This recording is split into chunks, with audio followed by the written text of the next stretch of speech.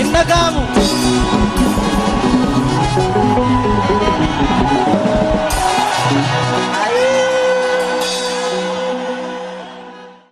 Anadufu Calgary April 28 jirra concert Anadufu Janera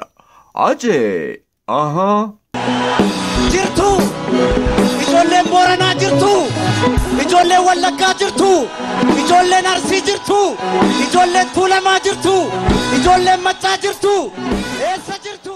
Gooticha koraa weellistoota Oromoo Hacaaluu Hundeessaatiin April 28 Hindagatinaa Calgary Zaasadee galgala keessaa Ulaan Hacee Banaadha Bakki 3015 Street Calgary Alberta T2E7 Odeeffannoo dabalataaf lakkoofsa armaan gadiin bilbila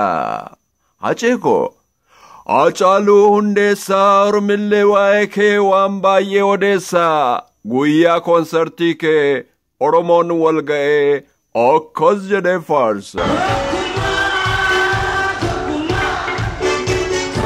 warra ashaquu fedhaniifoo mee itti naayidayiga Godhaphee sumaaf nuu geetuma natti taate kakkasuusi mee geerarsa kee Oromoo hunda laphee qabbaneesse sanarraa geerar naan jettu akkasiba Haceeko yeroo gaarii bashannana gaarii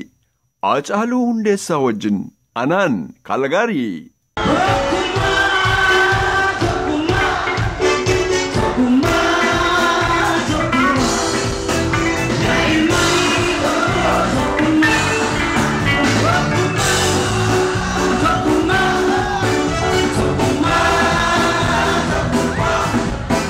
Horabula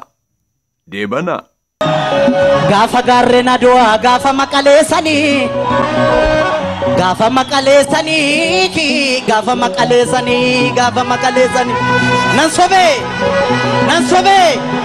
nan sobee ijoollee Oromoo nan sobee